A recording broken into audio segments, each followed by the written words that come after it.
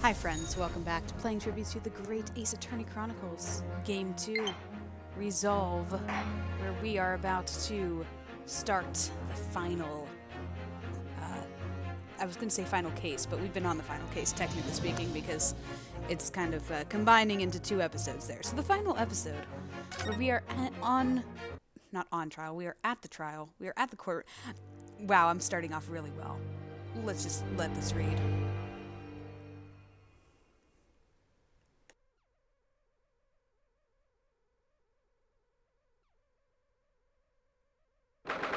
Oh, well, I guess it's not really well.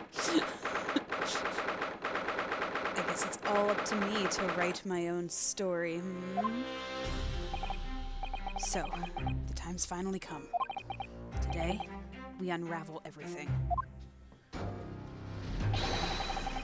I'll be counting on your support more than ever today, Miss Usato. She might be a little bit distracted. That's a new facial expression for her. Miss Usato?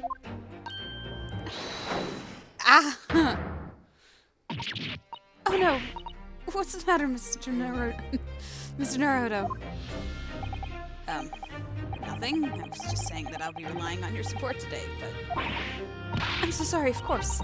I know I can be rather incompetent at times, but... I shan't let you down. Would you mind helping me to my feet, then? Oh dear, I'm really very sorry.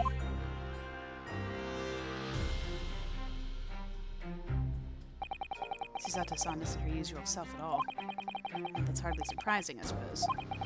She's just found out that her father is the partner of a world-famous detective. Not to mention... good morning, sir.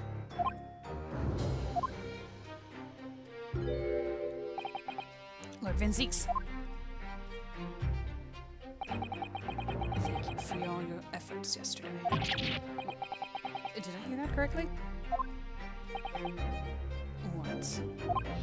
Oh, nothing. Just, I hope you can clear things up today. I really can't make this man out. His face says I hate you, but his words are almost jovial today. In fact, he hasn't been very Reaper-like at all since this all began yesterday. Lord Vinziques isn't the Reaper, Mr. Naruto. Good point. The Reaper. I suppose in hindsight, I shouldn't have allowed that misconception to go unchallenged. Huh?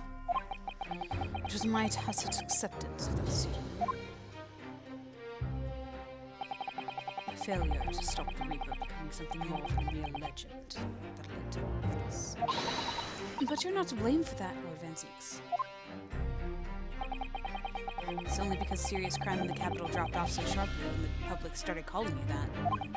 That's why you didn't say anything, isn't it? And to be frank, I'm sure that was the sole reason. What do you mean? There was a rumor at the time that the Reaper was really the ghost of my late brother. Yeah, I remember hearing that. That having been slain by the evil killer, Clint's restless spirit returned as some sort of demigod, to wield the deadly blade of justice where I, by dint of the law, could not. Yeah, we've heard that story too. When I lost him, I felt as though I'd lost my guiding light. I didn't know where to go or what to do. And so, in some small way, I wondered if perhaps those rumors made me feel his absence a little less keenly.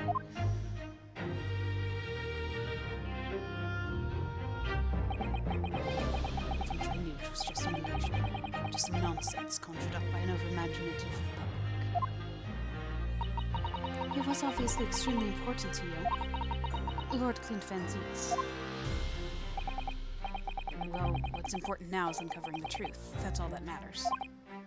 I know that you didn't take anyone's life. And I intend to prove that beyond a shadow of a doubt in court today. I never thought I'd say this, but I can see it in your eyes. A burning desire to cut through all the lies and deception. I can't deny it any longer. You are a lawyer of absolute integrity. Thank you. Now tell me, why do I detect the scent of expensive tea leaves in the air? Oh, Iris. When did you get here? Oh.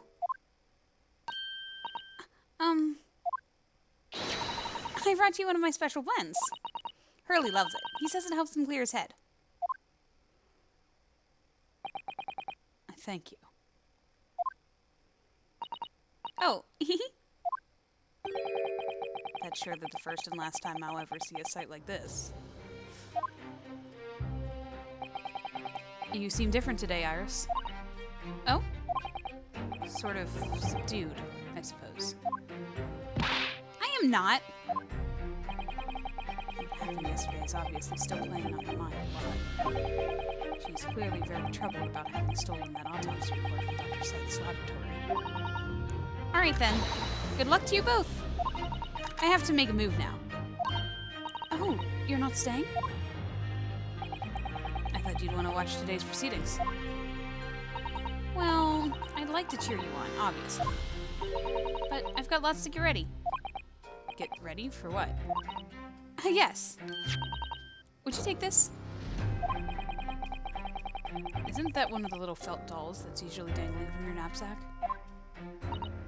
Yes, it's a lucky charm. A little Hurley that I made once. A Hurley. It's more like a Hairley to me. If for some reason you completely run out of options in the trial today, then you just pull this little Hurley's ears as hard as you possibly can. Pull his ears? That's right. It's a way to bring good luck. I think you might need it.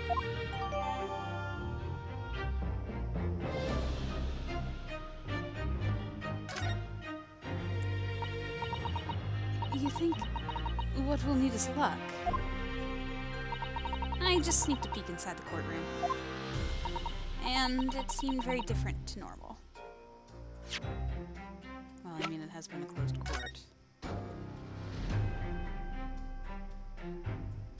Let's not fall on it now. But a charming little rapidly version of Mr. Sholmes. And do you suppose this is how Iris sees him? Are you alright, Mr. Naruto? Your eyes are veritably boring into the poor doll's ears. Oh, sorry, I was just wondering, what do you suppose would happen if I were to tug its ears with all my might right now? I'm sure that we'll find out when the time is right. To become a proper gentleman, you really must learn stoic patience. But I want to know. Who are you, Professor Layton? Ah, yes, a gentleman is always patient, Luke. Yes, it would seem that a certain someone has decided to pull out all the stops. What does that mean? Well, what about Mr. Sholmes, Iris? I don't know. He was out all night and he hadn't come home by the time I left this morning. Oh, I see. Out partying with his old friend? Was Professor Mikotoba out all night too, do you think, Mr. Zato? Yes, it would seem so. I telegrammed the hotel this morning. And apparently they didn't come back to their rooms last night at all. They? A father and Judge Jigoku. Judge Jigoku, too. That's right. Nobody appears to have seen either of them since yesterday. Oh yeah, the judge has been out and about. I wonder what he's up to. Counsel for the defense and the defendant. Court is about to be in session. Please make your way inside the courtroom at once. Good luck then, Runo. Good luck, Susie. Yes, thanks, Iris. And you, Mr. Reaper. Hope it goes well. Once again, I thank you for the delicious tea. It was very soothing. Oh, I'm so glad. We must go inside now, Lord Van Zieks.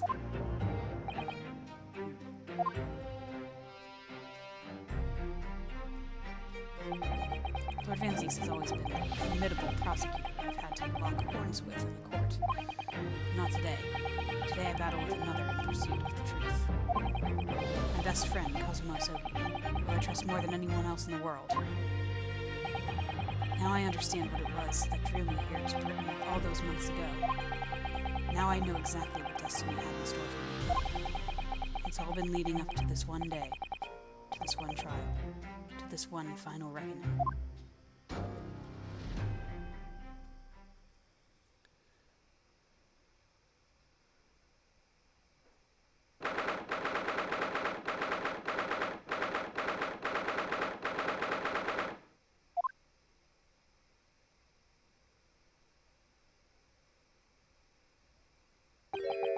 It feels even more oppressive here than it did yesterday. There are cold stares piercing me like knives from all sides today.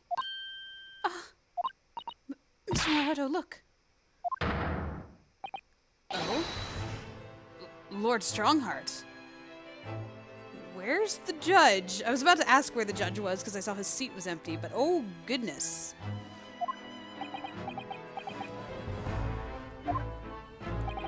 Cosimo must have known beforehand. The ramifications of this trial now extend far beyond the murder of one Scotland Yard inspector. In fact, events have come to light that threaten to rock the very foundations of our country's legal system. The escape of a condemned criminal on the night of his execution, the subsequent unlawful shooting of the man, and the revelation that prison staff must have been complicit in the jailbreak. Britain is currently hosting influential members of the judiciary from countries all around the world. It is imperative that we uncover the truth in these proceedings to avoid international embarrassment. By royal decree, this will continue to be a closed trial, and one over which I, Male Strongheart, exercise total and unequivocal authority. Has this staff always had a unicorn on it?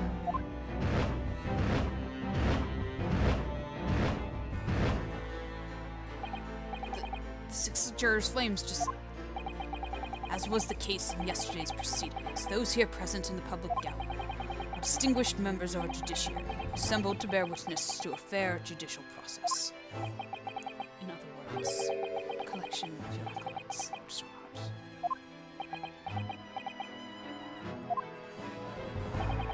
On a personal note, I find this most distressing, Lord Francis.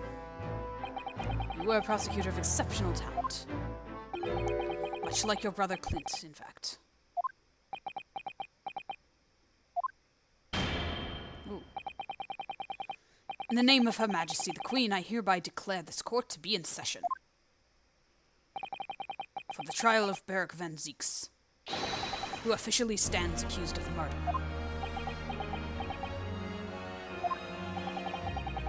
Counsels of the prosecution and defense, are you in full readiness to proceed? The defense is ready, my lord. As is the prosecution. Yesterday's proceedings brought to light a shocking and disturbing fact. There was a side to the victim, Inspector Tobias Grayson, that was unknown to his superiors at Scotland Yard. Yes, he was carrying out operations in secret, which Scotland Yard knew nothing about. And in those clandestine operations, he had an accomplice, Mr. Daily Vigil, who would be given the inspector's identification and present himself around the capital in order to establish credible alibis for Gregson. In that way, Gregson appeared to be carrying out his regular Scotland Yard work, when in fact he wasn't. At the end of yesterday's session, Mr. Vigil, who had been suffering from amnesia, regained his memory. It would appear he buried his memories in the time deep inside himself as a means of self-preservation. Because whilst he was engaged as chief warder at Barclay Prison, he abetted the convict's escape. That is yet important. Mr. Vigil is currently recuperating at St. Sinners. He's recovered enough to give a signed statement about his movements in the day prior to the incident. He's formally admitted to posing as Gregson whilst investigating the Red-Headed League. Which brings us to the crucial issue of the victim's time of death. The defense yesterday proposed a suggestion that the victim may have been killed one day earlier. This was based largely on the discovery that the victim's pocket watch had not been wound. The prosecution has something to report on that subject, my lord. Really? Go ahead, Prosecutor Sogi. We met once again with the coroner yesterday to discuss the issue. She confirmed that the defense's suggestion could not be ruled out. It's entirely possible that Inspector Gregson was killed on 31st of October, the day before his body was discovered. I have here an updated autopsy report that includes the amended details. We've already got that. The official opinion of the investigative team was made clear yesterday, that the time of death was 5 p.m. on the 1st of November. There are indications of an attempt to disguise the real time of death, however. It seems that the natural decaying process of the victim's body may have been slowed by keeping it chilled. It's out of the question. There are no refrigeration devices in that part of London large enough to accommodate a human corpse. My lord, this is more than just conjecture. There's evidence to support the idea. We must investigate it thoroughly. Very well. The court will accept the new report as evidence.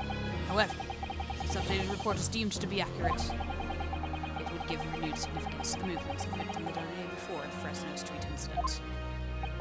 It would, yes. Especially since on that day, Inspector Gregson was using Mr. Vigil to cover up his real movements. It's conceivable that he was killed in the course of his secret activities. Do I sense that the prosecution has some information regarding those activities? Scotland Yard put an enormous effort into investigating the precise manner yesterday. I think we should begin by presenting the results of that investigative work. So the prosecution calls its first witness now. Gina? Oh. State your name and occupation for the court. Inspector Gina Lestrade, reporting. Representative of Scotland Yard. A self-conferred rank, but never mind. Gina, again. What's your problem, Otto? What's with that Gina again look? Eh? The boss meant the world to me. He done more for me than anyone else ever did. Oh, Inspector Gregson, you mean? He got me out of the back slums of the East End and took me under his wing. Taught me that life can have a purpose. So that's why I'm the best person to be standing here speaking for him. Oh, Gina. Alright. All out the goodness of Gregson's heart. Not at all that he had his arm twisted by Mr. Sholmes, no. I don't know. I think Gregson was a good guy. You know, despite all of the reapering things. What's relevant to these proceedings is that the outcome of Scotland Yard's investigation yesterday has revealed that the victim was carrying out some assignment the police knew nothing about. Very troubling. The face. But Strongheart knew. So, Inspector Lestrade, let's hear exactly what it says in that report. Coming right up, sir.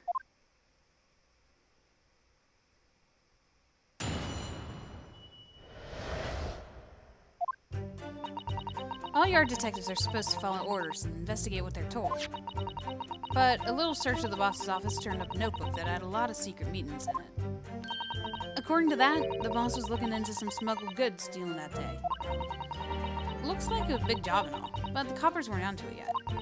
What matters most is there's witnesses what saw the Reaper at the place, too. Smuggled goods. I don't know, do I? I'm just telling you what was written in the book. Tobacco, tea, spices, medicines, goods of all sorts flow into London by illegal channels from across the globe. It's well known that they're disposed of as regular black markets that take place in the capital. But the police are rarely able to locate them in time. So Inspector Gregson was investigating one of those black markets. It's been suggested that high-ranking government officials may be involved in black market activity. No doubt Gregson was trying to avoid details of his investigations being leaked to the involved parties. It would explain why he was operating on his own authority without the Yard's knowledge. And do we know where the dealings were taking place this time? In a particular room of a certain exclusive London gentleman's club. And on the day in question, the accused is known to have been there. That's the conclusion of Scotland Yard's investigation into the matter. That can't be. We haven't heard anything about any of this. Members of the club have testified to it. There's no question. The accused, Barrick Van Zieks, was present. It would be very significant testimony then. Oh my, but Lord Van Zieks has made no mention of this at all. In short, Lord Van Zieks had ample opportunity to murder the victim. Oh, I prefer the gavel. Very well then, counsel for the defense. Begin your cross-examination.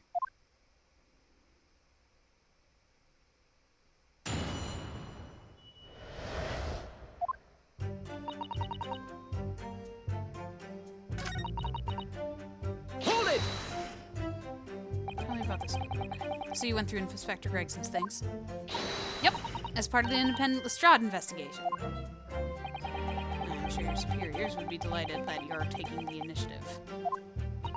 So I snuck into his office when no one else was about. Because if anyone in the yard seen me going in there, they'd have turfed me straight on the street. This is sounding less and less like an investigation and more like something else. The prosecution understands that it was this very detective who discovered the notebook.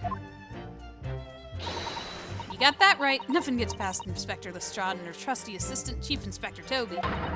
We found it in one of the desk drawers that had a false bottom. That's impressive. So then I went and hid myself when no one could find me so I could have a butcher's eye what was written in it. Because if anyone at the yard had found me out, they'd have trucked me straight into the street. So much for doing what you're told. I've given it in now, though, ain't I? And if it weren't for me, it would never have been found. Hold it! And do you have any idea where these dealings were taking place? Yep. It was all in the boss's notes. Let's see if I can remember. As I already said, the illegal dealings were due to take place at the Gentlemen's Club. Yes, I remember. But I was hoping to find out the name of the club. That won't be necessary. What? It's conceivable that the club might be used again by the smugglers in the future, and therefore, the prosecution has been asked not to reveal the name of these proceedings. I don't know what all the fuss is about. It's right here. All I've got to do is read it out. And I could too. I got this reading game buttoned up now. Can I show you what I can do? Go on. What's the on? The judge hasn't signaled his objection yet. I could try to find out.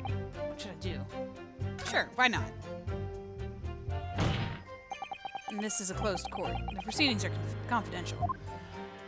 And there shouldn't be any possibility of the information being leaked. As I explained, there's some possibility of politicians being involved in this affair. The prosecution is rightfully exercising caution, I imagine. No, my lord. The prosecution has no objection. Cosima? There's no question that Inspector Gregson was looking into these black market dealings. However, it's not yet been established that he was on that particular trail on the day in question. If the defense requires to know the club's name, the prosecution has no intention of being obstructive.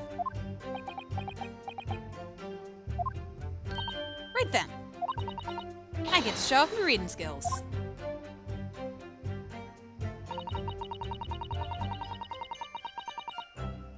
Grouse. That doesn't sound particularly familiar, does it? The Grouse. What sort of club is that? I've never heard of it.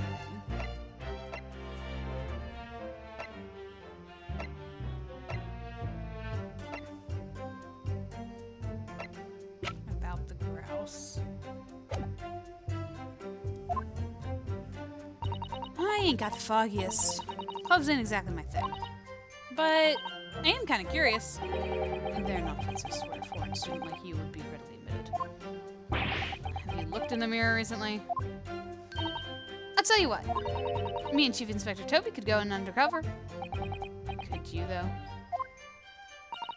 I could pick out a few good marks and see what else I could find out while I was in there. I really don't think you should go picking out anything. Anyway, that's where these black market dealings are going to take place, is it? Yeah, it's gotta be. That's what the lower-ranking detectives at the yard reckon. Says the even lower-ranking detective.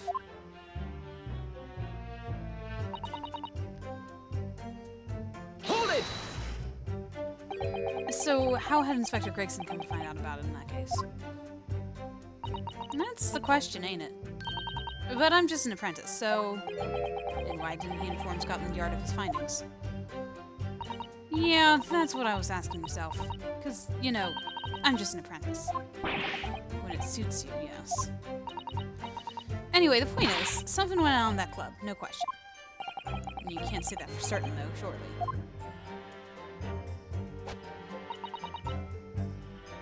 Hold it! Lord Van Zeeks was at the club. He was. Detectives who visited the club yesterday to make inquiries have confirmed it. Several members report having seen the accused being admitted into the room in question as a guest. Looks like there's no disputing that. He was there, then.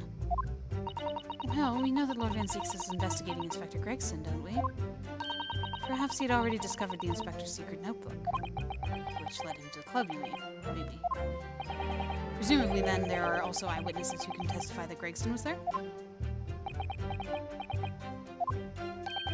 None have been identified at this time, no. So the all-important victim wasn't seen in the mysterious club. Wait, why ain't you asking Inspector Lestrade here, eh? So that's all I've gone to work with. Gina's not holding back with the ice-cold stare of hers, is she? I really don't know what to make of all this. Lord Van Zeeks told us that he was investigating Inspector Gregson, but he never once mentioned that he met the inspector the day before the incident. You don't think Lord Van Zeeks could have been lying to us, do you? It's not the only way to explain this. Oh. If everything Lord Van Zeeks has told us is true, then there must be a mistake in his testimony somewhere. You mean there are details we've yet to uncover? Exactly. A clue, perhaps, that even Gina hadn't noticed. That's what we should be looking for here. Okay, the only thing I didn't... Hold it! press is this one. So you follow orders, do you, Gina? Nah, not me. I'm above all that, see? Oh. The boss always had special orders for me. Grab us some fish and chips, or go and give Toby his grub. That kind of thing. So errands more than orders, then. This detective is still an apprentice, after all. Yeah, well, this apprentice ain't one to sit around and wait to be told what to do, even by the boss. That's why I've been doing my own investigations into what happened. I didn't find much at first.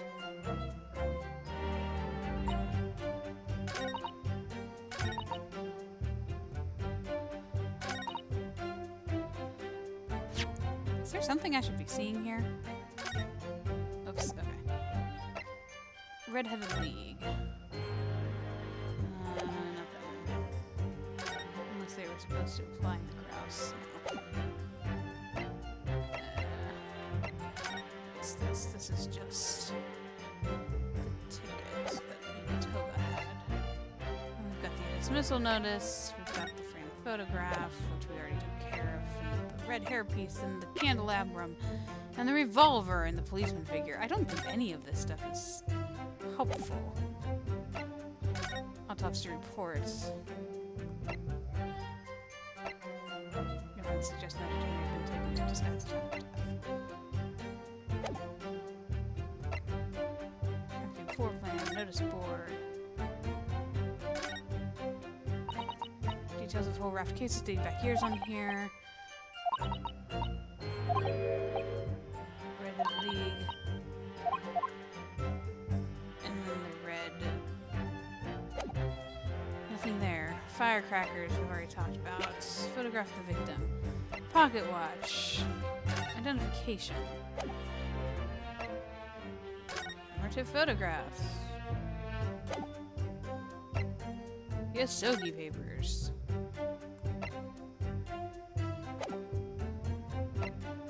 Gregson's trunk. Which we noticed blood, and we've also noticed this, and we also noticed the passports, right?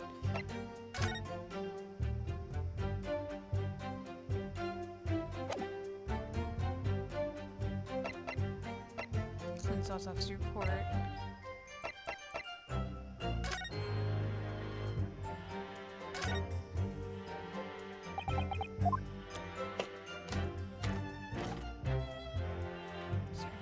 else in here? Besides the passport.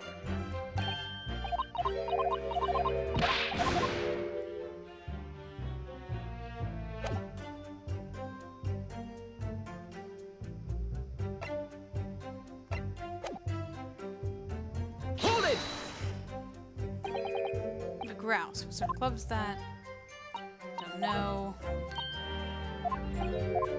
Put you in. Oh, investigates.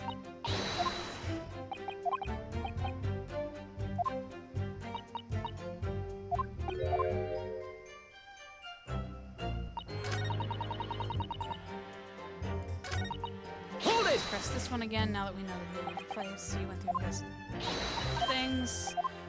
Yes.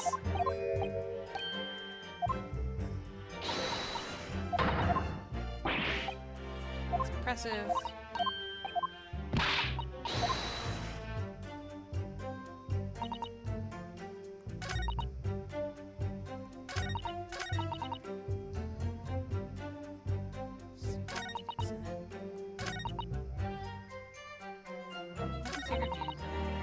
Grouse.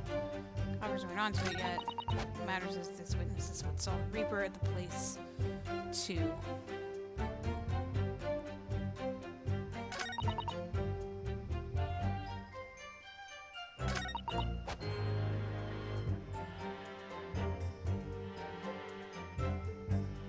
So, am I trying to prove that the Reaper wasn't there? Or, sorry, Mr. Van Zieks. Lord Van Zieks.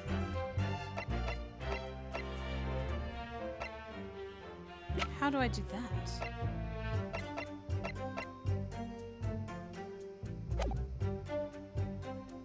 Hold it! Lord Van Zieks was at the club. He was. He's been seen. There's no disputing he was there. He was investigating. Perhaps he'd already discovered the notebook. Presumably then their eyewitnesses who testified Gregson was there, but there aren't. So, the victim wasn't seen,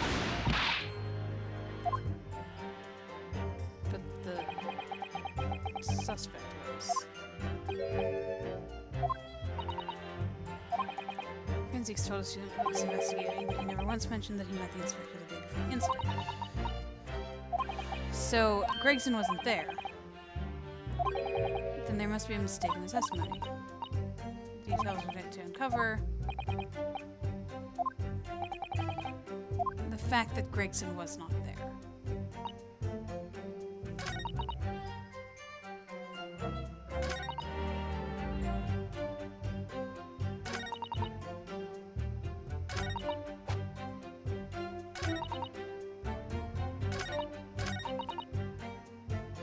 Hold it!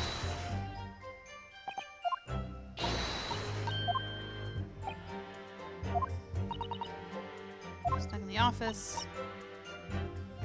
Turkey on the street.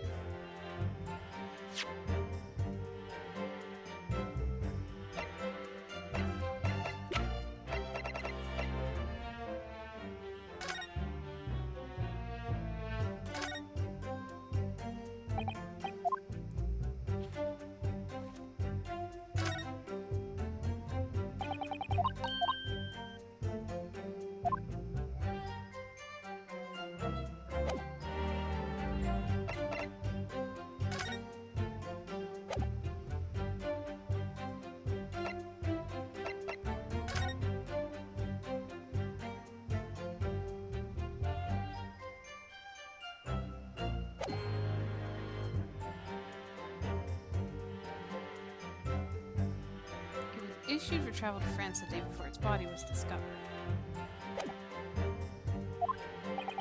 Prosecution understands this is very detective who found the notebook.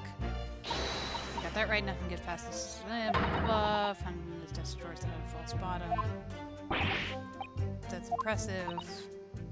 So I saw what was written on it.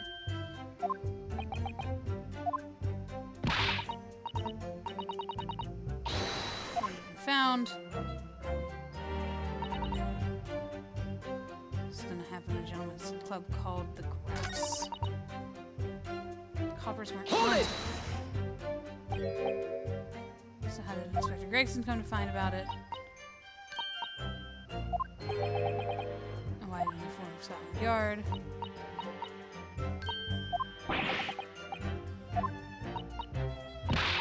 Something went on in the club. Can't say that for certain.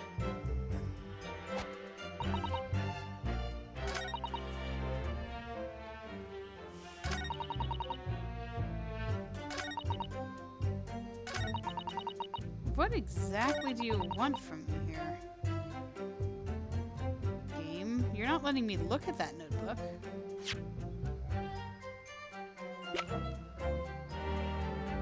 Why is the grouse?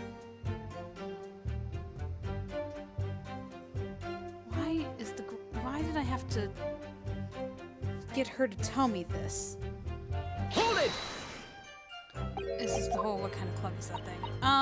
Sorry guys, I'm not gonna make you sit through this.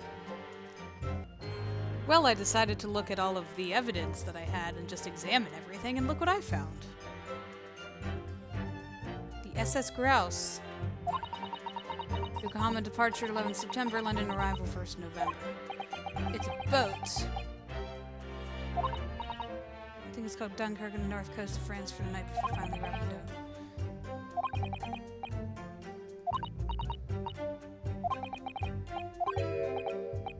Where could it have gone?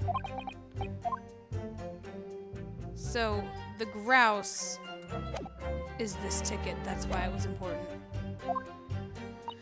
Okay. How was I supposed to remember that from way back then? Okay. It's not a gentleman's club. It's a boat. Objection! I'm not sure how that relates to what's going on here, though. I've read about these clubs that exist here in Britain. As I understand it, they're places where well-to-do gentlemen socialize with friends and colleagues. And don't imagine for a second that a foreign student like you would be admitted. Seriously, is your mirror cracked or something? Do we know for sure that the contraband dealings were definitely happening at a club called the Grouse? And the police are currently looking for evidence, but haven't found anything definitive yet. And I'm sorry to say that they probably won't. What do you mean by that? I mean that the place Inspector Gregson was secretly going to visit on the 31st of October may not have been a gentleman's club at all. You're showing a very irreverent attitude toward our country's police force here, Counsel. If it wasn't a gentleman's club, then what was it? A steamship. You think it's a ship? I have the evidence to prove it. Here. Let me see that. This dark-suited young man is not in the least bit untrustworthy. The other side, my lord. Be more specific next time. Ah, this would appear to be a ticket for the passage upon a steamship, yes. The SS Grouse. Objection! Don't worry, guys. I didn't last too long looking for that thing. I think it maybe took me 3 minutes or so to look through all the evidence. I was going in order, so this is one of the earlier ones. So there's a steamship named the Grouse that happens to share a name with the club. But I'm afraid to say there's a flaw in your logic there.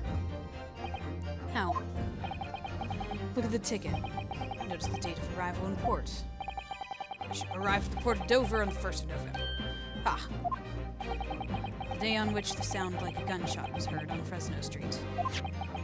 In other words, on the day in question here, the 31st of October, when the victim was in his clandestine mission. That ship hadn't yet docked in British shores.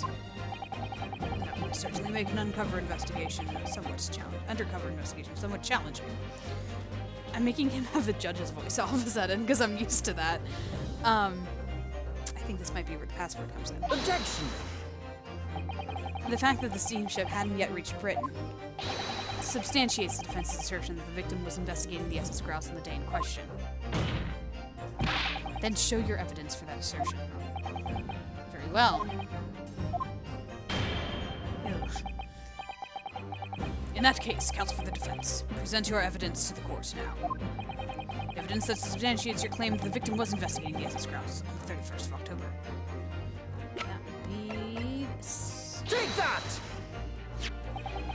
What's this? A passport for travel issued to the victim?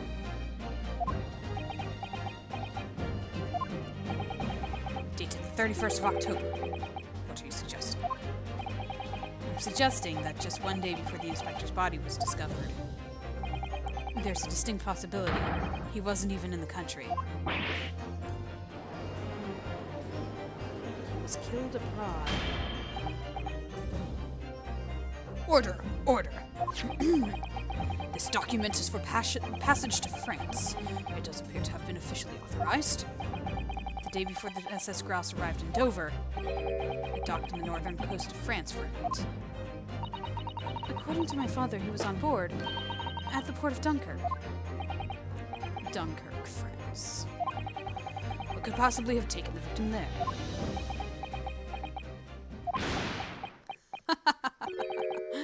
I'm impressed, Ryunosuke Naruto. I certainly didn't expect you to get your hands on that passport. What? Why is he laughing? You mean you knew about this? Oh, that's why he's laughing.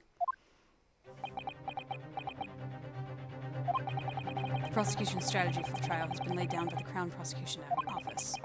On the day before the incident, the victim was investigating contraband dealings at a London club. It's the outcome of Scotland Yard's investigations and the line the prosecution has been asked to follow. But personally, I don't agree. I think the prosecutor's office is trying to hide something. What? And now that you've expertly disproven their assertion, I intend to reveal what I believe that something to be. What are you playing at, Prosecutor Sogi? The courtroom is a forum for the truth, my lord. Which is why it is my duty to present all the facts without exception. Let me guess. This was your intention from the outset, wasn't it? The reason Inspector Gregson secretly made his way to the steamship docked in France on the day in question was to carry out a mission for the Reaper. The Reaper?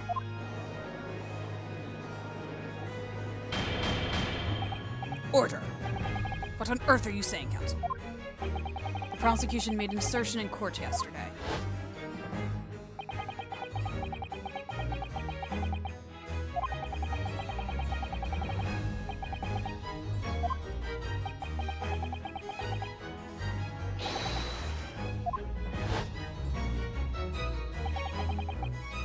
But in reality, the truth is the opposite of that. What? Inspector Gregson wasn't investigating the Reaper at all.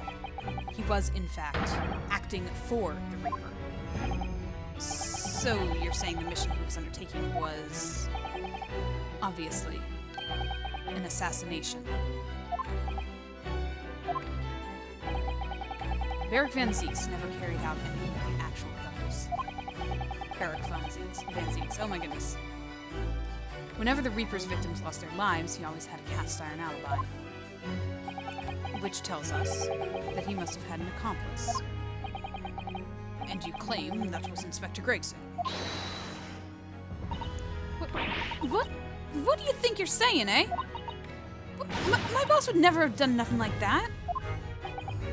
And yet, when you consider all the facts, it all makes perfect sense. No, it can't be.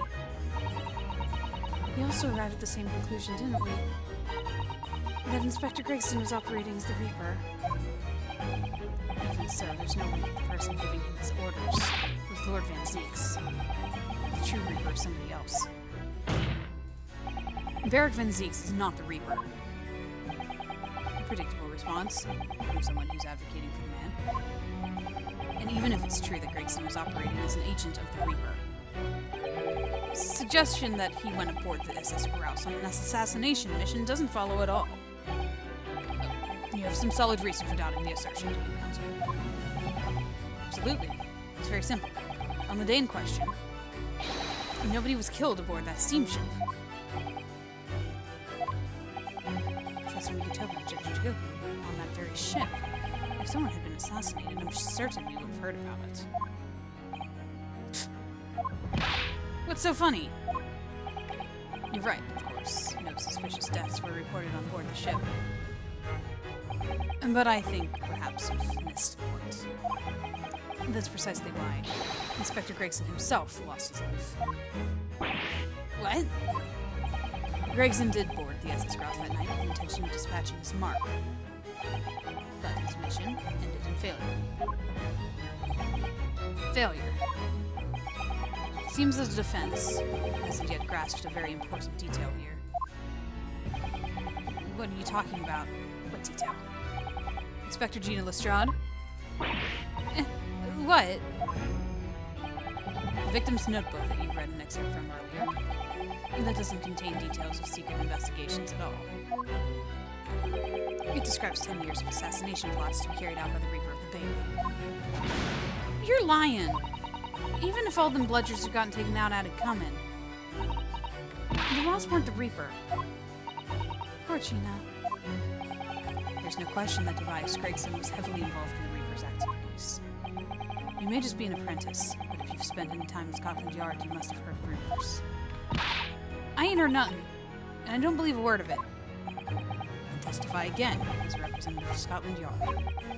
Consider it your chance to defend your boss. I concur. The witness will give a new formal testimony. Miss Lestrade, you will tell the court everything you know about Inspector Gregson's secret notebook.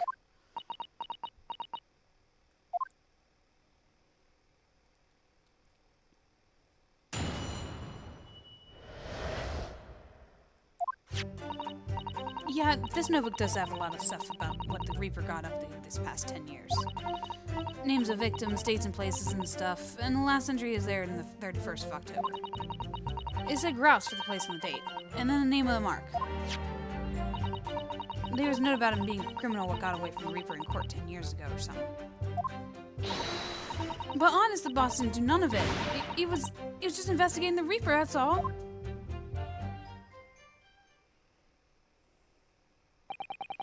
Keep personal opinion out of your testimony, witness.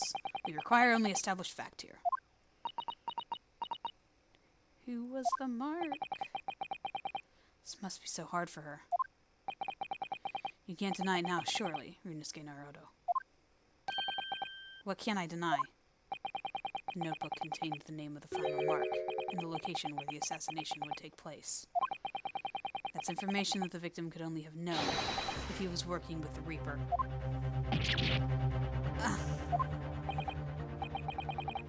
So, who was to be this final mark? Go ahead, Inspector Lestrade. Read the name for the court. The name that's written alongside the entry that mentions the grouse on 31st of October. How will you read this, then? Reading's still not her strong suit. That ain't the problem, alright, Otto. It's a funny name. It ain't English. Hard to read. So someone from overseas? Let me have a bash at it. Seishiro. Is that it? Yeah, Shishiro. Jigo-yu. Maybe? It can't be. Shishiro Jigoku? But that's Judge Jigoku. Shishiro Jigoku. Certainly not an English name, you're right. Objection!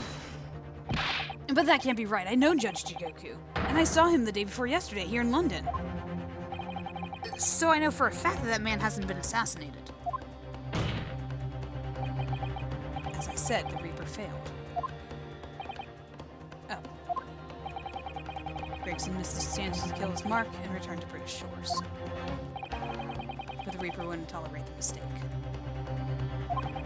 So he killed the inspector. Personally. I had a different idea of what happened, but we'll keep going. The Reaper, of course, being the accused. Barrack Van Six. It's an undeniably logical argument.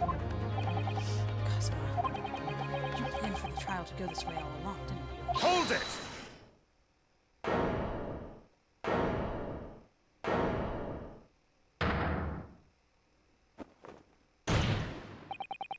Pray forgive the discourtesy of filling my hallowed chalice whilst I stand accused of murder.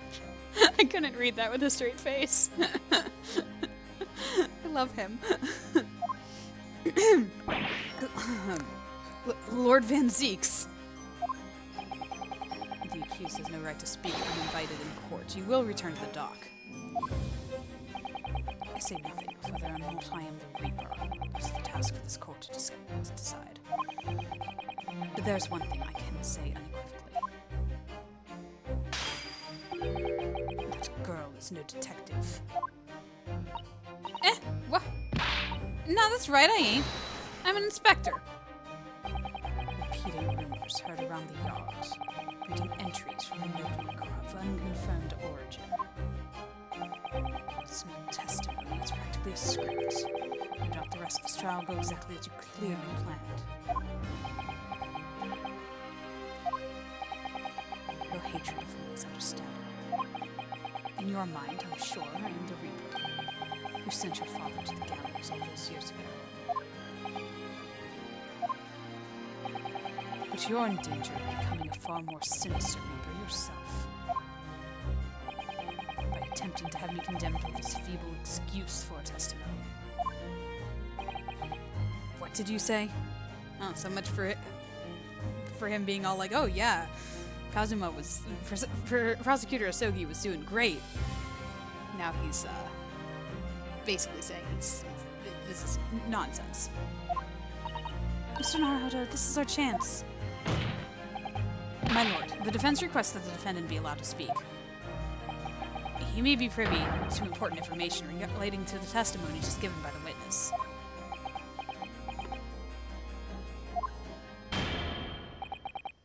Very well. I'll make an exception and grant the request.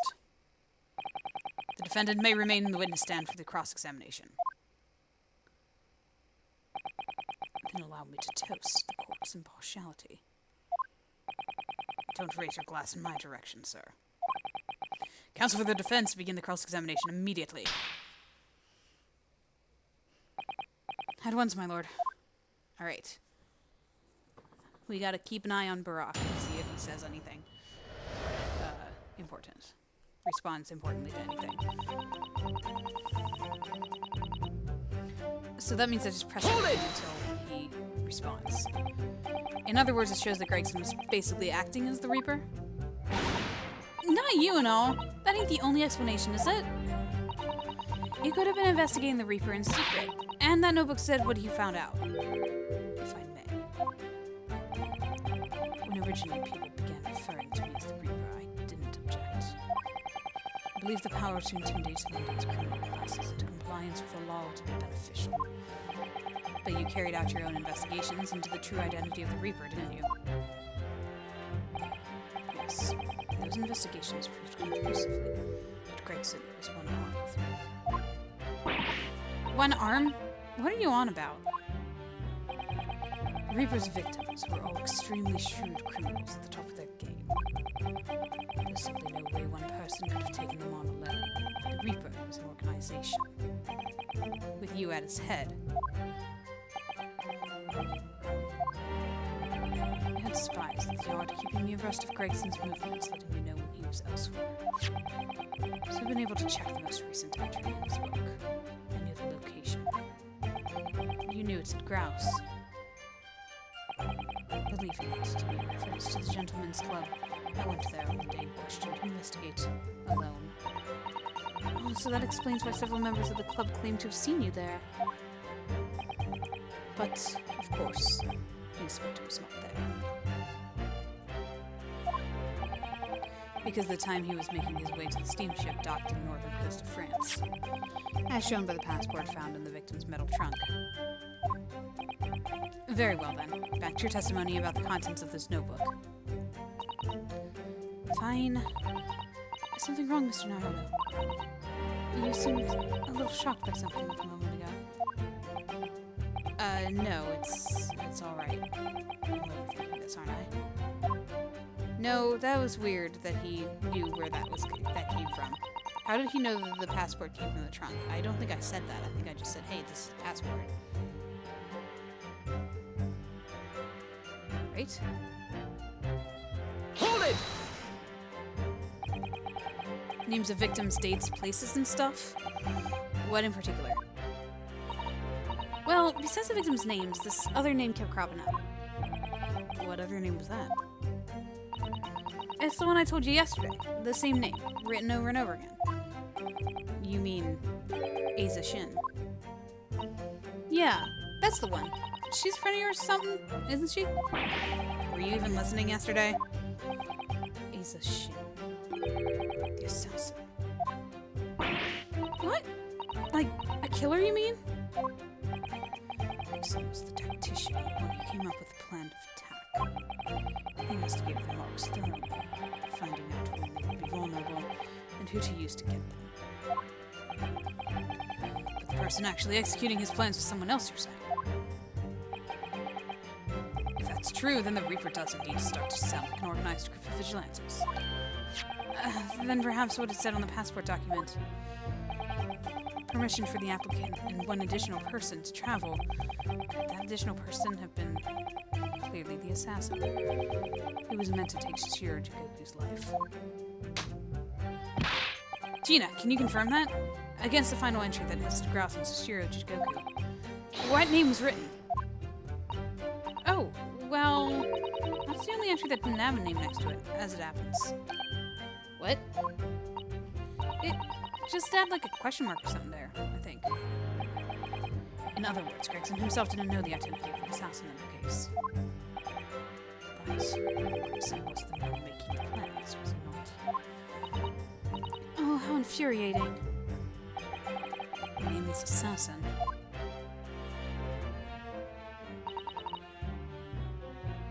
So was the assassin with him? Hold it! And you're saying that the mark listed was Shishiro Jigoku. That's what it said. Funny name, if you ask me. And I thought your name was odd. So pleased to have lost my crown lair. Mr. Jigoku is the presiding judge of Japan's Supreme Court of Judicature. I remember the man. He came to our country as a visiting student 16 years ago. Studying international law and diplomacy under your tutelage, Lord Strongheart. That bearded young fellow was a very able man, I must say. So Lord Strongheart was Judge Jigoku's mentor. If I'm not mistaken, he returned to Japan 10 years ago now. 10 years ago? After that fateful case? Precisely. In the aftermath of the professor cases, repatriation was organized immediately. It's a mystery why such a man would be listed in the inspector's notebook. I didn't think it was possible, but the mood air's got even worse now. Maybe I'll just keep talking.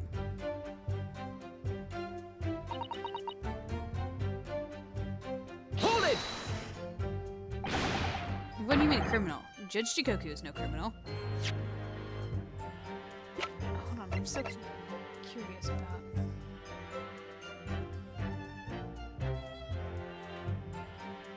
Covered by Gina.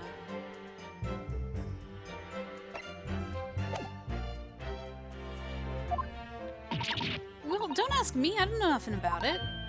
Oh, do you remember what Father told us? That Judge Jigoku did once appear in court here in Britain. It was related to the professor case, I'm sure. Yes, of course. You're right. But didn't he just, like, break something or something? Shiro was trying to mitigate. He took the stand to testify. Managed to break the witness stand. Oh, contemptuous words. Right. Forgot about that. It was a pitiful situation, yes. I've forgotten all about it. But I prosecuted that trial too, as it happens. You did? It was considered to be an adjunct to the professor proceedings, you see. But he was acquitted after being told to make reparation for the damage he caused to the stand. And there you have it. Have what? Surely the accused hasn't forgotten his own rule.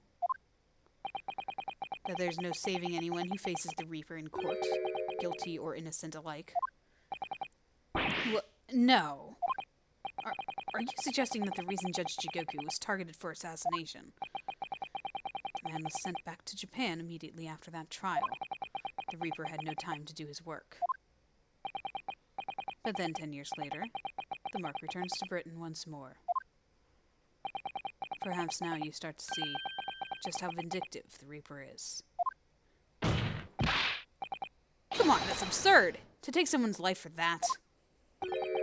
Isn't the whole premise of the Reaper absurd, killing those who have been found innocent? Clearly the rules by which the man operates are beyond the sane person's comprehension. A sane person's comprehension. But... Right, I've had just about enough of this. Gina? All this nonsense about the boss planning to kill people, it's cobblers. Come on, Otto. Yes? Why ain't you saying nothing? Why ain't you yelling out objection or something? What? You gotta find the flaw. You do usually. Someone's lying here, no question. You gotta work out who it is. Please. For the boss.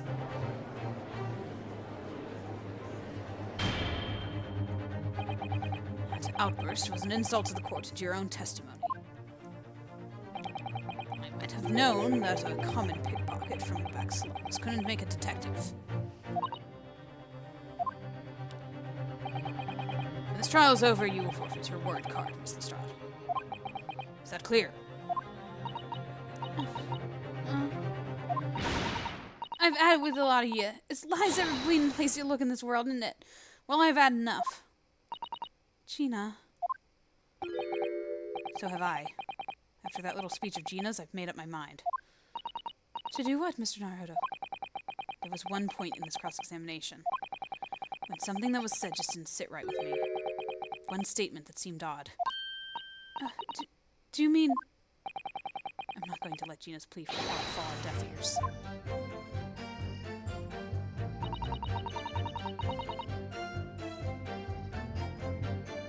What do I do? Do I press it? Do I press it? And then present? Do I press then present? I want to thank you, Gina. You helped me find my resolve. What do you mean? Amongst everything we've heard during this cross-examination, there's one thing that defies explanation. One inconsistency. What? Inconsistency? Really, Otto? I don't know what it means yet, but... Yes, there's an inconsistency in something that was said.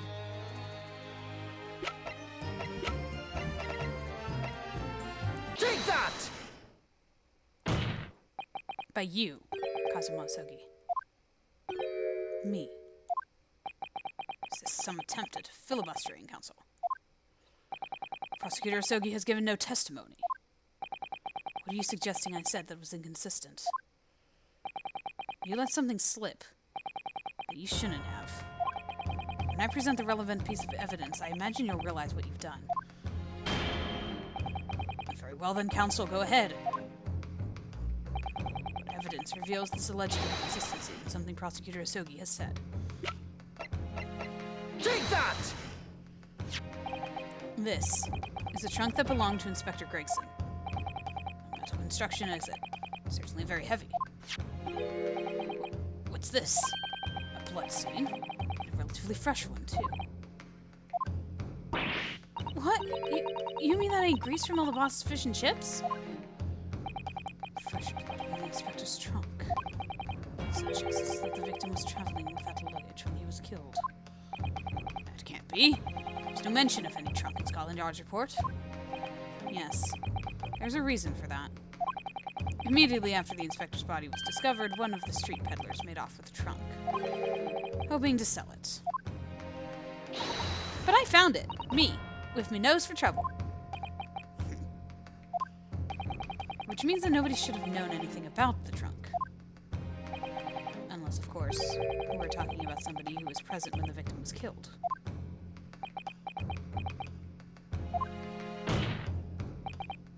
And And yet during the cross-examination of the witness just now, you said this, Kazuma.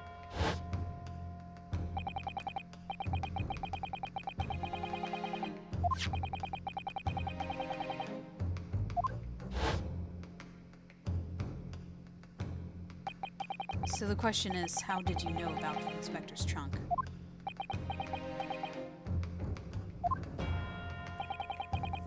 We know the man went on a trip to France.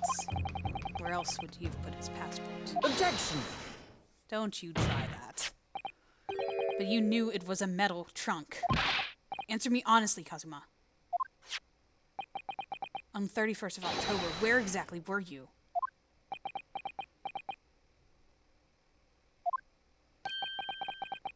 At the port of Dunkirk, on board the SS Grouse. Is that the answer you're looking for, Ryunosuke? Kazuma, what did you... I hadn't considered the possibility before, but if Kazuma was there on that ship, then it could only have been for one purpose. Oh no, Mr. Naruto. Surely you don't think... Come on, Ryunosuke. You know the rules. The only thing that really talks in the courtroom is hard evidence. As I understand it, Inspector Gregson always took that case with him when he traveled. So as it stands, you've proved nothing. Kazuma. Are you challenging me to prove it, beyond all reasonable doubt? That you were there that day, in the same place as the inspector? He was there. With Gregson. There's a clue that you've overlooked, a secret that that trunk can tell us. I can't be sure at this point. I need to verify it. I have a nasty feeling that I'm going to be right. The accusation being made is deeply disturbing, but nevertheless, we must test it. The defense will identify for the court where in the trunk this alleged clue is to be found. I'm gonna have to say, where's the evidence that ties Prosecutor Sogi to Inspector Gregson?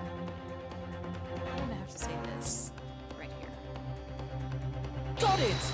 Looks quite like a sword slash. This is your proof? What do you say to that, Prosecutor Sogi? Personally, tying the defense counsel to the inspector's trunk and tossing it into the sea would be more helpful. What? At least that way, Glenda's court would be safe from his destructive accusations. I believe that was rather long-winded way of telling you that you're wrong, Mr. Naruto. Very well, then let's see if you sink or swim under the weight of this penalty. What? The slash!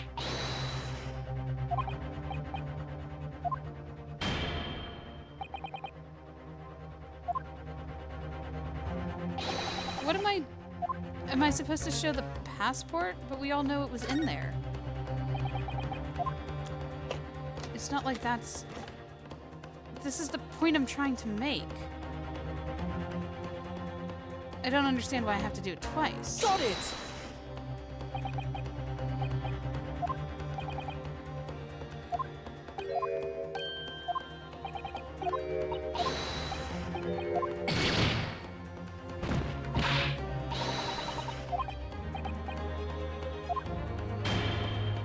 I'm sorry, what? What am I...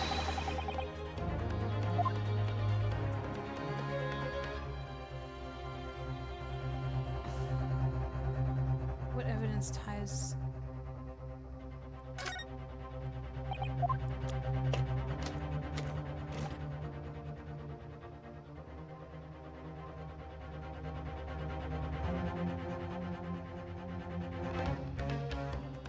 I'm not... Is there something hidden up here? What am I missing here? Wait, what's this? Do you see that? There's something stuck in the side of the trunk there. It's glinting. It's like a fragment of metal of some sort. Oh, it's wedged in so slightly I can't remove it. Well, don't cut yourself. It's part of his sword. Okay, so I was right with a slash. Got it! There it is. There's a small piece of metal lodged in the wall of the trunk here, like the tip of a blade. A blade? Kazuma, slung around your waist as ever today, is the esteemed blade Karuma. Of course it is. Won't you draw it, here in the courtroom, for all to see? Exercise caution, my learned friend.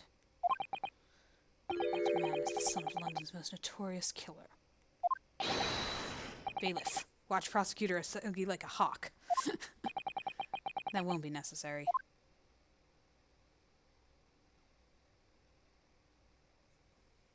It's broken! Oh no! The tip is broken. If the fragment of metal from the trunk fits together with the end of the sword, the question of who was there with Inspector Gregson will be answered. Agreed, Kazuma Asogi? Why did you get this case? Expertly done, Rinsuke. That's a point to you, and well deserved. Do you mean to tell the court, Prosecutor Asogi? Yes, on the 31st of October, I accompanied Inspector Gregson to Dunkirk in order to carry out a mission. So the additional person authorized to travel was me. And the mission was the assassination of the Mark. What? You mean you're the killer whose name was omitted from the notebook? You were following the Reaper's orders to dispatch Judge Jigoku? Let me make one thing perfectly clear. I have killed no one. Explain. I accepted the assassination mission, yes, and I accompanied Gregson to Dunkirk. But I never had any intention of carrying out the plan. You were never going to do it. We can believe Kazuma-sama. I'm sure. After all, Judge Jigoku arrived safely in London the following day. On the 31st, I boarded a train from London with Inspector Gregson. We traveled to Dover, from where we crossed to the Channel of Dunkirk. Then we boarded the SS Grouse and made for the cabin deck, as indicated in the plan. You went to Judge Jigoku's cabin? Exactly. He wasn't there then. We decided to wait, but you've already told us you had no intention of going through with it anyway. I didn't come to Great Britain to take anyone's life. So I left Gregson and disembarked the ship. I spent that night at a boarding house in the town, and returned to England the following morning. A boarding house in Dunkirk? My signature will be on the register book. It will be simple enough to verify. And then what became of Jigoku? Gregson was no assassin, so the mark was spared. I'm sure it's easy enough to imagine what happened after that. I want to know what happened with this case, though. He was clearly sliced at Gregson.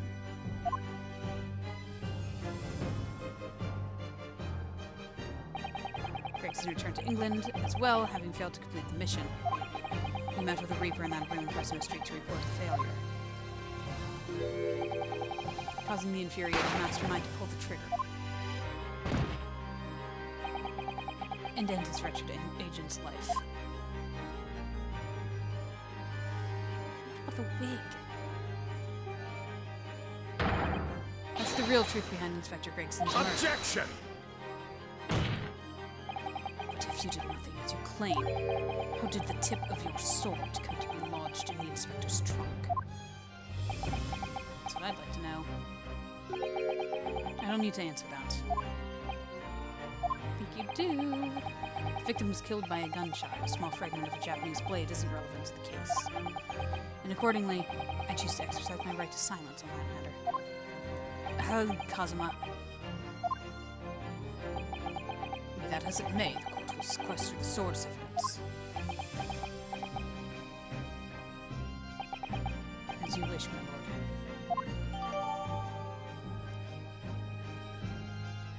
Oh gosh. I just took the sword from him.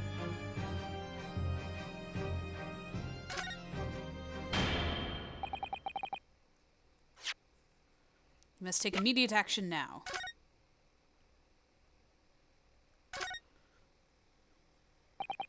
Haruma, the great blade. Such a thing of beauty, I want to gaze on it for hours.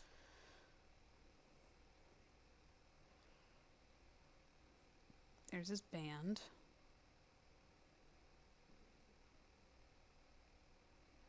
Anything else I can look at over here? No. Just gazing upon the blade. Oh, here we go. The tip of the great sword broken. It's such a shame. It's been so meticulously cared for over the years. I can almost hear Karuma's sobs. Kazuma must have really taken a swing for that to happen. Yeah. Okay. I guess that's it. We must take immediate action now to verify whether Shiro Jigoku remains unharmed. Remains unharmed? I agree. That should be our first priority. It's recently come to my attention that he hasn't been seen since yesterday. How did you... When a foreign dignitary invited to Great Britain goes missing for 24 hours, it's only natural that the question of his safety should arise. You don't mean to say that you think Judge Jigoku may have been killed? The Reaper has more than one assassin at his disposal, and he has the power and influence to give orders from the inside of a prison cell. Isn't that right, Lord Redzinks? If I were truly the Reaper, I'd be able to tell you.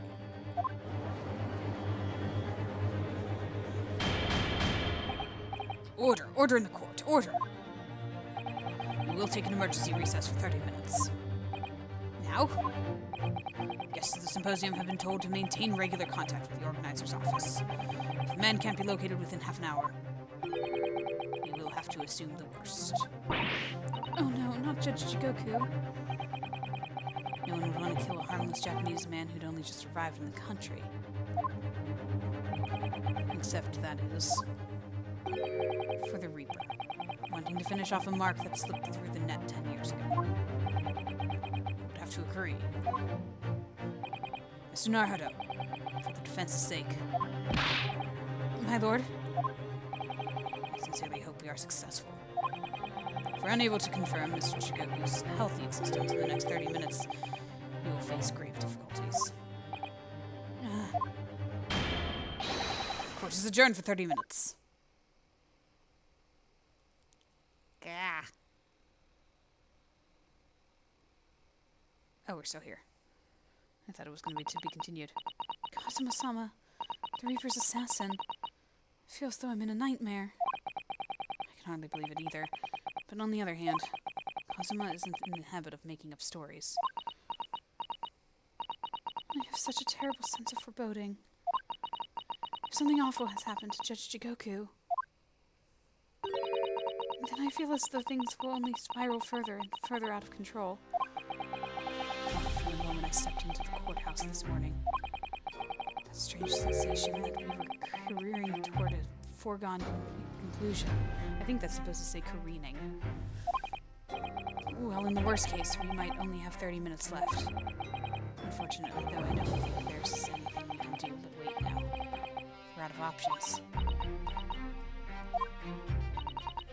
Actually, there may be one last hand we can play. Or rather, one last ear. Oh, right, when we're out of options. Of course! The little Mr. Sholmes doll that Iris gave us.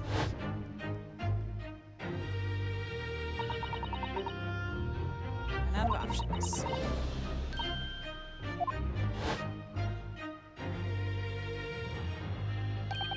Perhaps now is the time? What should I do? Pull Harley's ears or not? Pull them. Pull them. Here goes then. I'm gonna do it. Good luck, Mr. Naruto. No looking back. Heave! Ow! That scream sounded like Mr. Sholmes. Mr. Sholmes? Where are you? Here, my dear fellow, here. It's the felt doll talking. Pull the ears again, Mr. Naruto, as hard as you can. All right then, I'll put all my strength into it. Heave! Ow! Please, my dear fellows, you don't need to pull my ear off. Mr. Sholmes, where are you? Myself and my trusty partner are presently in the first-class cabin area of the SS Grouse. The SS Grouse? She left Dover last night after the final pieces of cargo were loaded. We are currently docked in Dunkirk, but due to be on our way again in half an hour. You've taken a ship to France? Please, even with my athletic prowess, I would struggle to jump the Straits of Dover. After we left Baker Street last night, we hurried by cab to the station and by train to the port, in order to board the vessel in time. So you mean you'd already worked it out? That the steamship was where everything really took place? Mr. Naruhodo, pray, what is my name?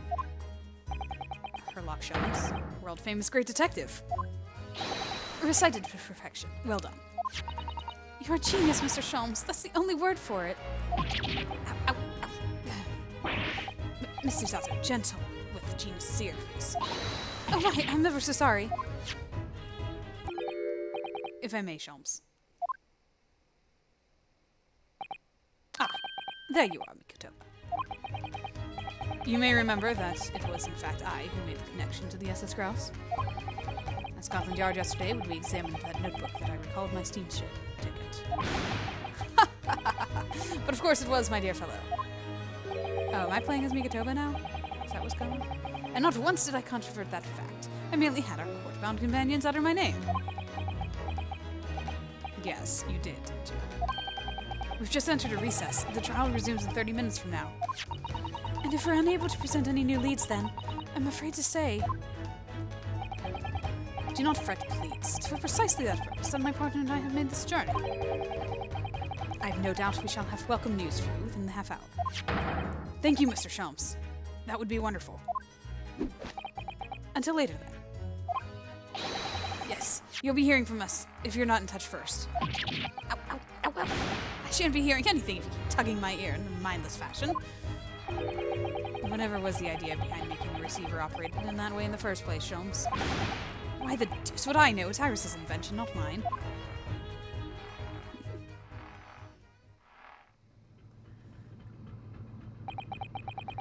Whilst I know how much you enjoy being the hero of the hour, Sholmes, we have but half of that now before the grouse puts to sea again.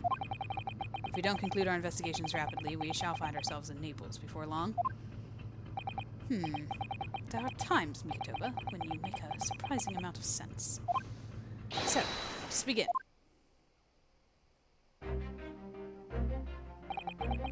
First class cabin number 2. Yes, this is the one. But I don't believe an investigation of the cabin is going to be plain sailing. And that crewman standing in front of the door is an angry-looking fellow. Why are you lording in here? Who are you?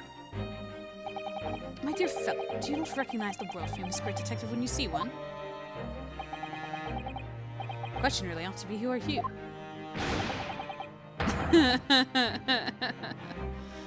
His arm. You not recognize world-traveling great sailor Shishin Stroganov when you see... Detective, I don't think so.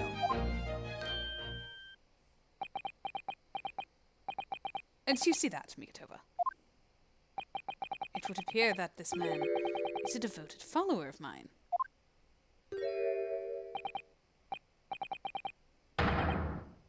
Goodness me, is that a tattoo that says Sholmes? No, I think it might have a...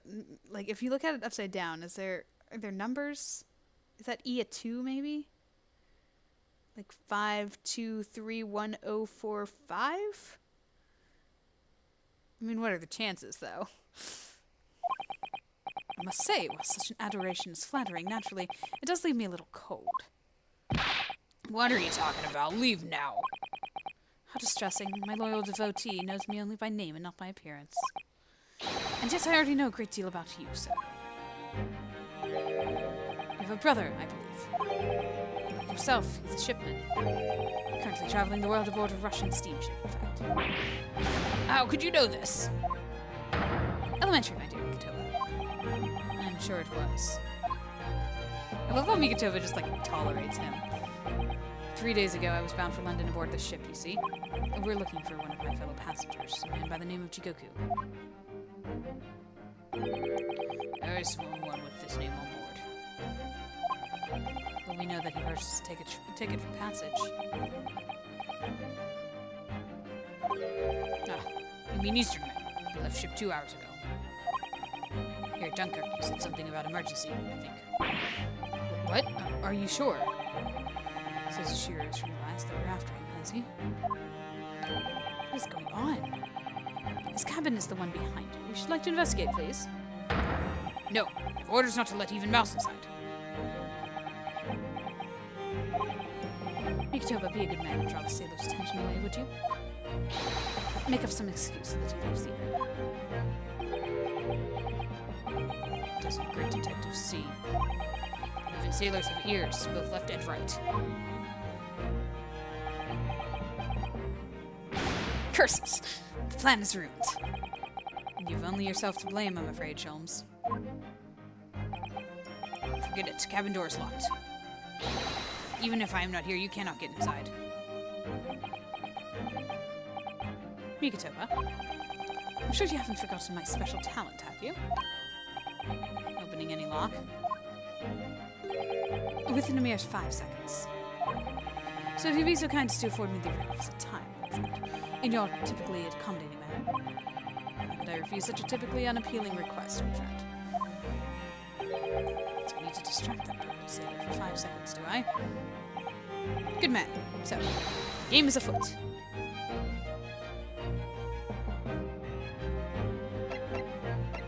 Okay, let's do things. That mousetrap is probably going to come in handy. This must be a mousetrap, I think.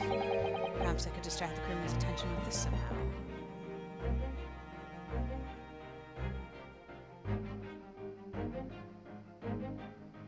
Sure.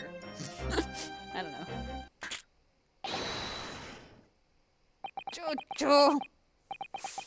It sounds like Big Mouse and Trap. Jojo! I will bring a bucket of water later and put out misery. I don't like the sound of that. In any case, my dear fellow, that's quite convincing. Only Japanese might make a chew sound.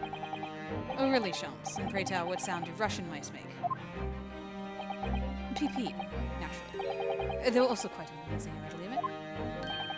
So go ahead, Mikitoba. Do a PP this time. No, thank you. I'm sure I can come up with an alternative solution. Okay. If I pull this, though, that'll do something. Alarm and all that. What's this? What is that? The switch for the electrical lights. Perhaps if we were to turn out the lights, the crewmen wouldn't be able to see what we were doing. But neither would Sholmes. I think not. That would never work, surely. We have to concoct another distraction.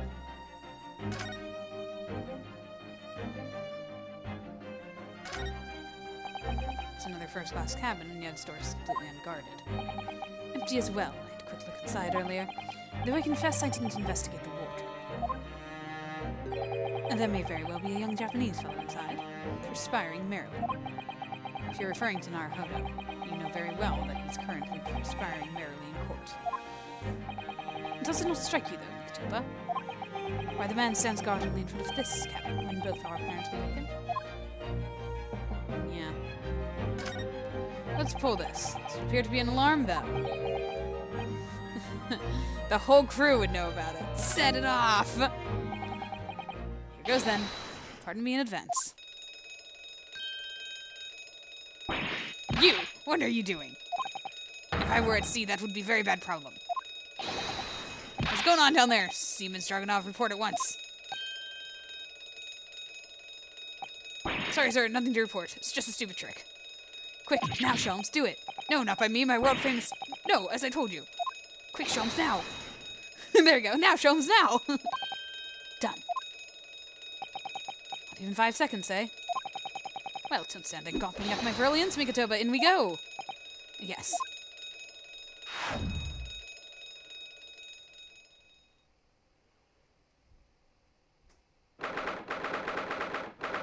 What's going on here?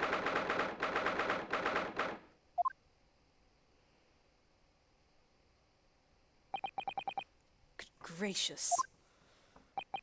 It would appear that the occupant of this cabin did indeed disembark rather hurriedly. clothes on the floor there. They're Shishiro's, without question. Well, it seems we are just a little too late. Yes, by about 2 hours. Still, whilst we're here, we should investigate thoroughly. Maybe 2 hours worth of clues to find in here. That burly crewman may return any moment, Sholmes. Indeed he may. Which makes this all the more thrilling. Okay, I have a few questions. First of all, what... Did this used to be here? Because if it did, that means that there must be something behind this. Because it's hiding something. These are the rules of passage. Passengers must not keep weapons or other dangerous objects in their cabins. Pets are also strictly forbidden. Additionally, there are severe punishments for stowing away in wardrobes and or travel cases. I feel the rules here have increased since I last read them. Probably just my imagination. What about the fact that they're not straight up on the wall? Doesn't that strike you? You may be right. Probably just your imagination. A trifle. And you know what I always say, Mikitoba. There is nothing important about trifles. It's probably just my imagination. But I think that might be slightly off. Okay, we're not going to investigate further. The wall is slightly different color just here, do you see? Indeed. What you have observed arises when a frame that has been hanging for some time is removed. Perhaps your friend is an art thief. Now there's a bold deduction, or a great detective, I'm sure. He may very well be the elusive thief who has been plaguing France's galleries of late. I think perhaps we should focus our attentions elsewhere, Sholmes, don't you? An outline on the wall. Feels though I've spotted something of a similar shape and size elsewhere. Yeah, this right here. What is happening here? What's going on here? What is happening here? There's a speaking tube here. Look, though it's been stopped with some cloth. So the voices the crewmen on the bridge aren't as annoyance, I suppose. Indeed, so that the voices in this cabin aren't heard elsewhere. Could something have happened in here that was for no one else's ears, do you think? Either that, or it could be to prevent snakes from entering. It's really become a favorite case of yours, hasn't it? Always the trash can. Okay. That's a very sizable trunk indeed. Sashiro is partial to all things large.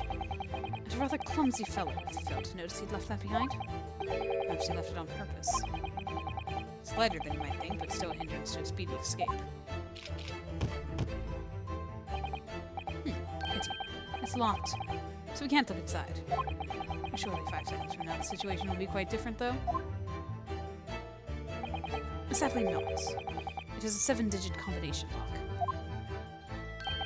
And I'm not in morose enough mood to work through that combinations at present. I know what the combination is. According to the report I was given, Naruto was concealing himself in Misogi's wardrobe.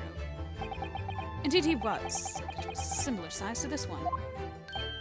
Ah, you must climb inside yourself, my dear fellow. What? Whatever for. It was the site of my first fateful meeting with Mr. Naruto. You can experience the moment for yourself now, complete with my dramatic rhetoric. Come along now, in you go. This will only take a moment. Really, Sholmes, surely you can just tell me what you said. Well, I uttered some brilliant remark and opened the wardrobe to reveal a stowaway murderer. I think I'll just read about it in the adventures of Sherlock Sholmes.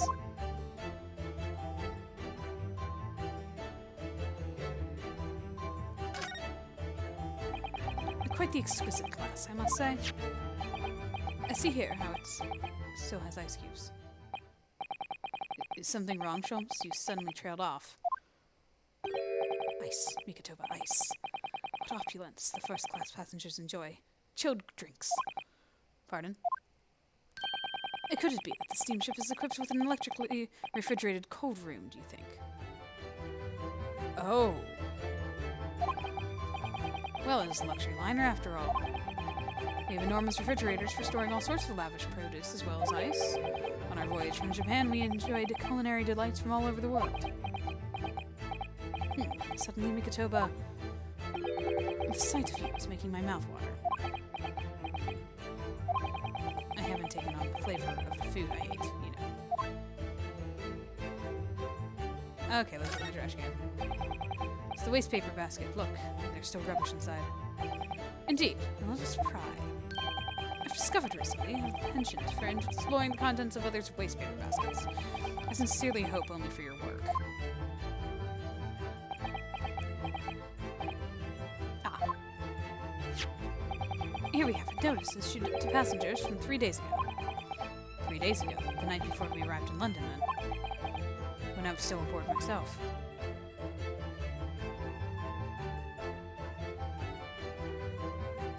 Oh, I wasn't done reading it. Ah, yes, there was an evacuation drill, I remember now. For safety and security, all first-class passengers were constantly under the watchful eye of the crew. So it was a welcome relief to have some privacy for once.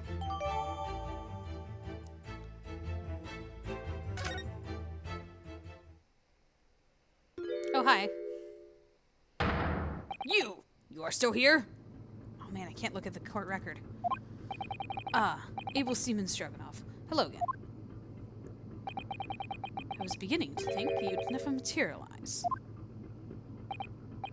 You are waiting for me? Of course. I was expecting you to burst in with a hearty Russian profanity far sooner. I was in trouble with Captain because of a trick you played before. Poor innocent diction. It's all your fault.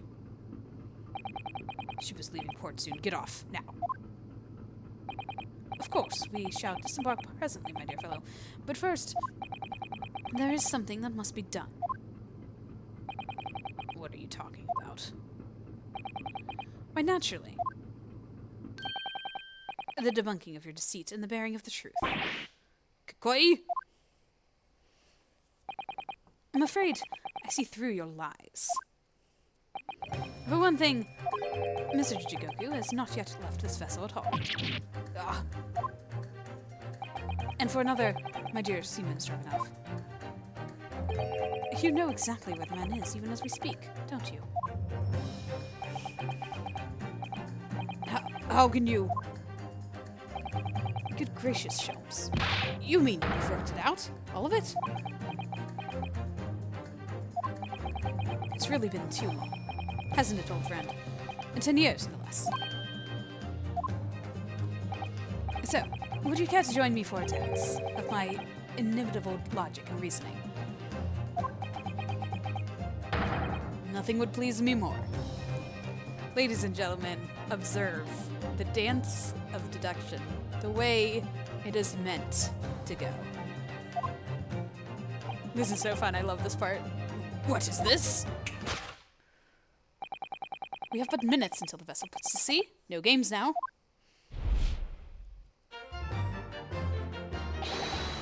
Time is of the essence. Mr. Stroganoff, allow me to remind you of your earlier claim. You told us that Jigoku left the ship some 2 hours ago. Ah, that's what I said. Sadly, that was a rather clumsy lie. You see, there is something in this room that quite clearly contradicts it. What? Ah, yes, of course. I see you've noted it too, Mito. Then please, do take the lead.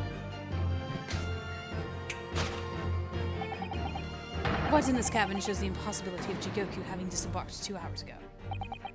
Let's see what the last 3 years have done to your observation skills then, Mikotoba. This is how it should have gone the entire time. Been 10 years since we last did this, Shelms, not 3. Why, of course it has quite.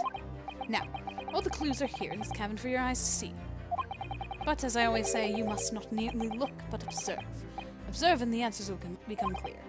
So, impress me. I think I can manage that. I mentioned this before, it was the ice. Take that!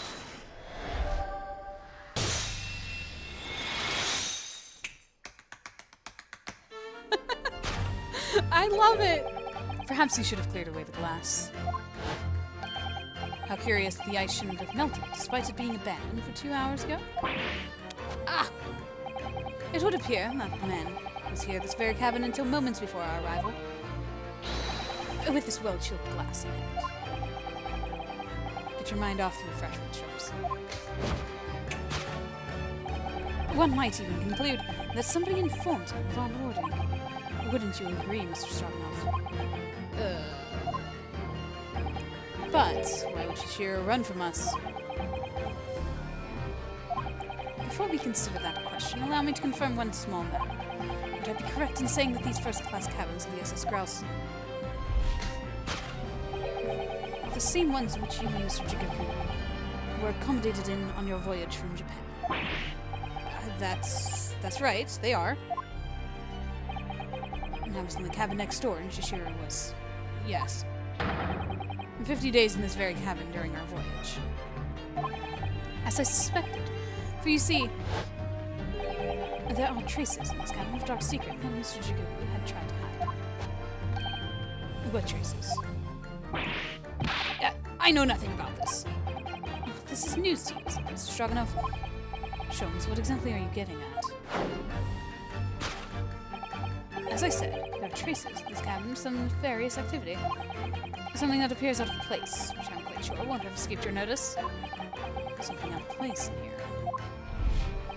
That's the key to this, Mikotoba.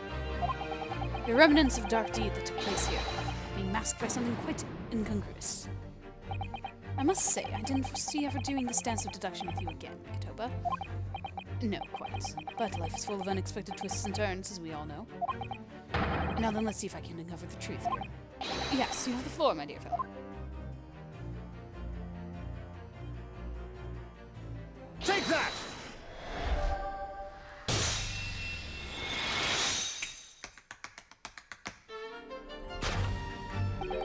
It's the rules of passage in this frame here. They're obviously out of place. The way they're hanging crooked on the wall, as if they were put there in a hurry. Oh no, I lost my controllers again. Yes, as I'm sure you've already concluded. That frame was originally over here. Shape and size are a perfect match. Duh, you are right. When did frame move? Hardly the most observant of crewmen, are you, Mr. Stroganoff? I would think your captain is quite justified in having his reservations about your reliability. Oh dear, that really seemed to touch a nerve. So, Mikoto, why don't you lift that frame off the wall? Gladly. That looks like a bullet hole. What? Who has been shooting walls?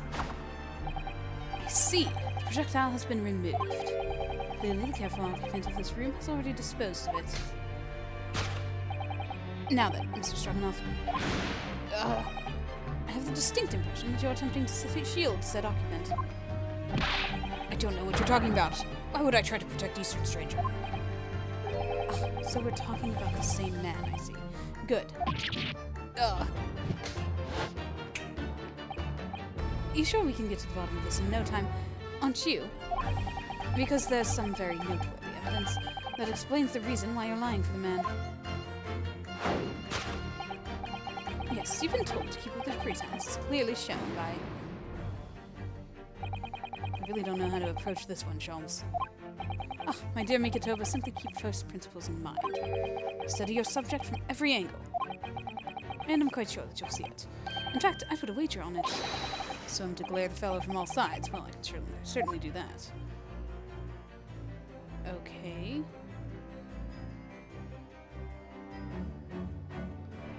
Money? Take that! He's been bribed.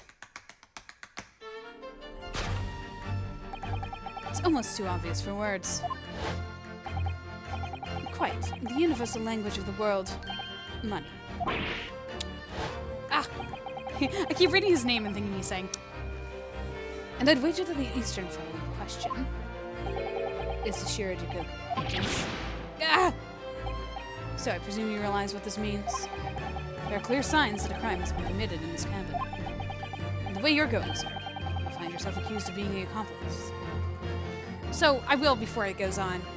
Remember when I said, oh, I was imagining a different situation.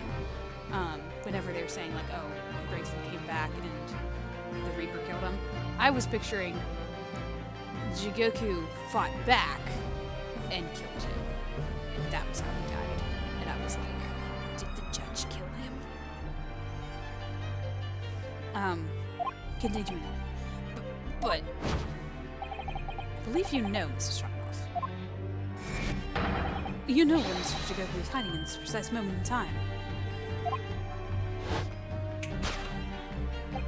As always, Mikotoba, in matters of deduction, the furtive glance is your unfaltering ally. That wasn't really a furtive glance. That was like a full-on whiplash.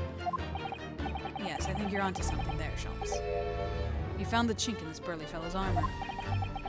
You need only follow the man's gaze to know where our prey is hiding. Also, to look at the evidence around it.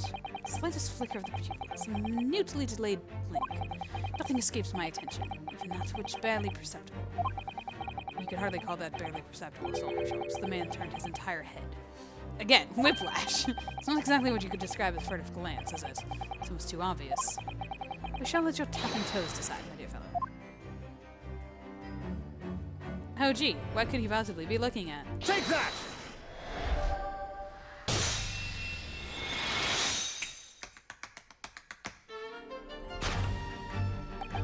You turned immediately to look at this large trunk, didn't you?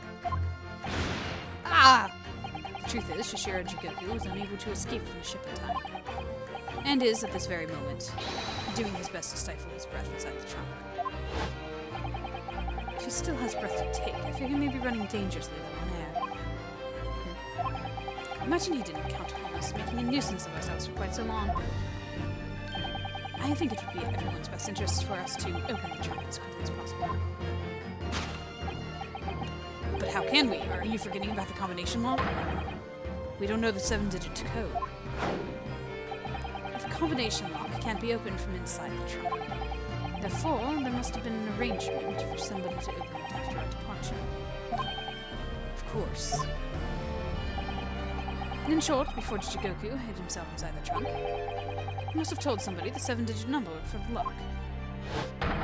And I'm sure you can confirm, Mr. Stroganoff. No, I know nothing about combination code. Don't move a muscle, my dear, good seaman. Huh.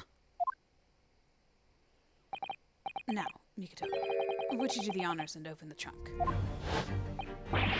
How on earth do you expect me? It's a 7-digit number. Quickly now, we have little time. 5231045.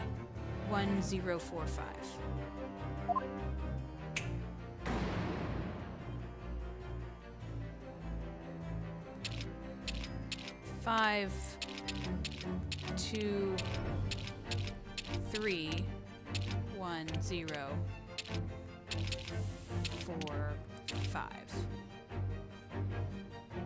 Sholmes. Take that!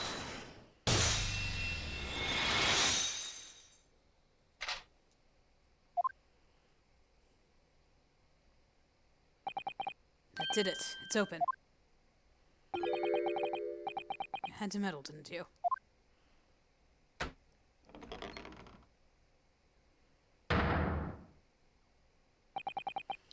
Well, Yujin, you found me now.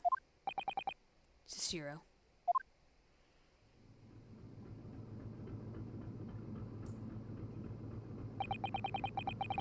I was really hoping beyond hope not to find you here, you know. But you're not entirely unsurprised, I take it. No, quite. I just wish it were some other way. Well, are you ever going to introduce me? Ah, your reputation precedes you, Mr. Sholmes. I've read stories of many of your exploits. Excuse my manners, Sholmes. This is Mr. Jigoku, my old friend and traveling companion. The devil is in the details, Mikotoba. I believe you meant to say your old friend and traveling companion. Who made the cowardly decision to flee the country without a word to anyone when things turned sour. I see my reputation precedes me as well. What an honor. Well, Shishiro, are you going to explain all of this? You know it all by now, I imagine. What you don't know, of course, is that 3 days ago, the night before our arrival in Britain, an attempt was made on my life here on the very ship. By the Reaper of the Bailey? Yes, I've since heard. Because you were once prosecuted by the Reaper, weren't you? 10 years ago now, mind you. I had no idea at the time what a dangerous individual he was. Anyway, when we arrived in London to find the symposium was postponed until goodness knows when, it became all too apparent to me that I might very well be targeted again. So you decided to flee the capital without saying a word to me about it. I'm afraid so, yes. Of course, I realize now that I really ought to have confided in you. Somewhat surprising, I must say. What is? Well, first-class cabins aboard luxury steamships are in very short supply. It's more than a little hard to believe that this one just happened to be available. So says the protagonist of some colorful short stories. Well, I don't care for your opinion. Cabin did just happen to be available. So I purchased a ticket, and here I am. I've just seen for myself the obvious remnants of that incident in this cabin. So you'd already purchased your return ticket before we even docked in Dover, had you? To prevent anyone else taking the cabin and seeing the evidence, is that it? Eugene, I have nothing to say to you. Well, in a mere 5 minutes, the ship will set off on its onwards voyage, and not make port again until Italy. I'm afraid we must insist that you disembark with us at once. You have no jurisdiction over my movements. We have this, Shishiro. Take it.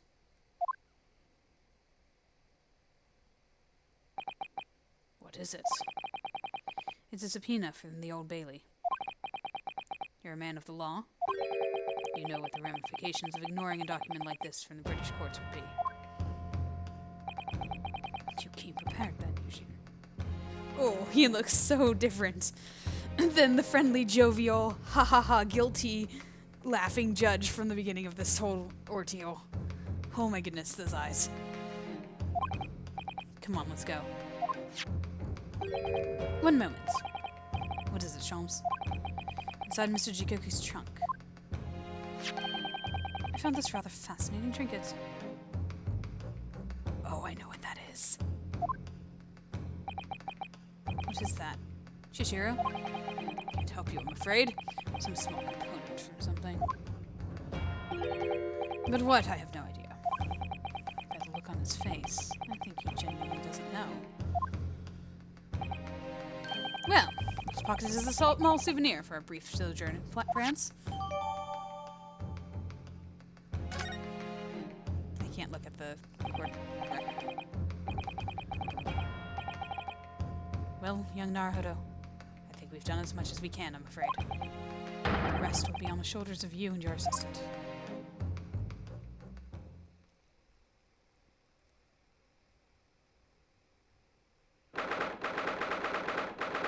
We're still going.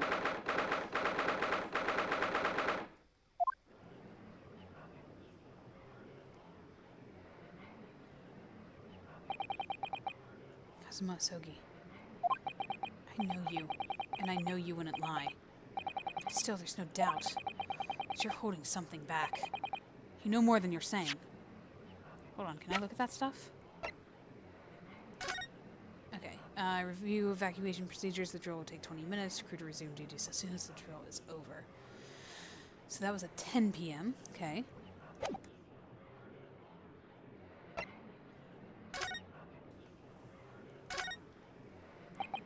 You see these little things all over the place, don't you? The part on the top of the pocket watch that you twist to set the time, isn't it? It's called the crown, I believe. A watch would be quite useless without one. The crown, like, it sits on top of the monarch's head. It's a very grand name for such a tiny part. But actually, has Mr. Naruhodo? If this is a crown, I have a feeling I might have seen a monarch around here somewhere with a very bare head. If by monarch you mean pocket watch, then I'm quite sure you have. So it is just going to tell us. Cool, alright. I was like, I know what that is. That's the top of a pocket watch. Like, this one. Let's see if we do anything more here. What do you think, Miss Usato? I feel sure I know exactly what'll fit here. I was just thinking precisely the same thing. I'm about to see that little round component is actually part of Inspector Gregson's broken pocket watch.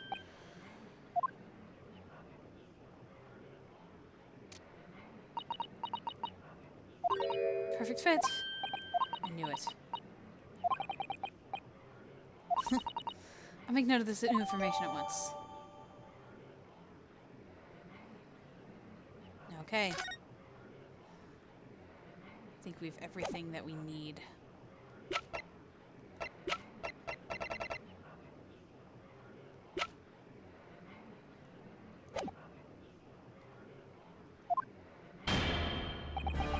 During the past 13 minutes, while the court was adjourned, all possible efforts were expended. But sadly, Mr. Joki's whereabouts could not be ascertained. We must accept the unfortunate conclusion that the Reaper has already done the deed.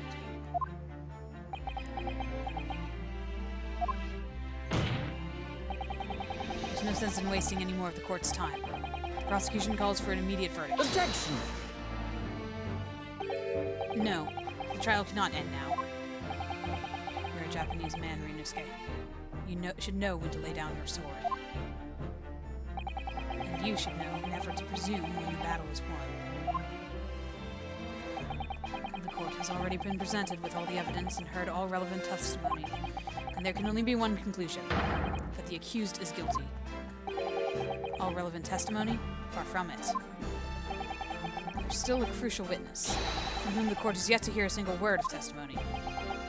In which case, call your witness to the stand at once, Cousin. Yes, my lord.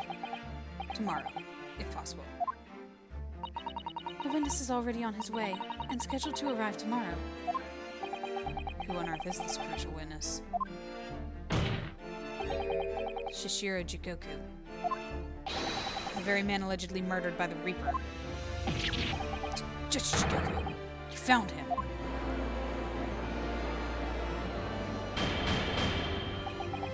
But the investigations of every policing resource in the capital suggest Jigoku is already dead. How in the name of God did you find the man? He was located in France during the recess, at the port of Dunkirk. Thanks to one of Mr. Herlock Sholmes' famous deductions. Herlock Sholmes. Inspector Gregson almost certainly met with Mr. Jigoku on the night of his death, because along with Prosecutor Asogi, Gregson was on a mission to assassinate the man. Which means that Shishiro Jigoku is the sole witness, who can clarify exactly what happened aboard the SS Grouse on the 31st of October.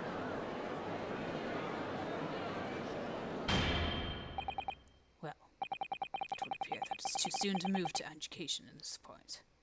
Adjudication. The prosecution concurs. The court must hear Mr. Jigoku's testimony. No judgment should be passed until all testimony has been considered. In that case, I hereby call the end of today's proceedings. Court will convene at the same hour tomorrow. No objections from either side? No, my lord. No objections, my lord.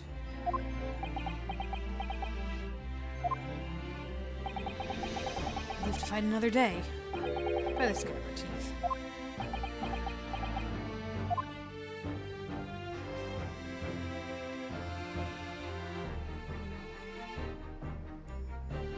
Now it's to be continued. I wonder if we'll have some bit of investigation. I think we will.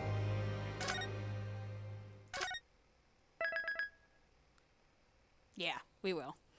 I'm not sure what we're gonna do. It's probably gonna be pretty short. 'Cause it's honestly just getting the judge in. But maybe we'll talk to Gina a little bit, 'cause there was a big deal there. I guess we'll find out.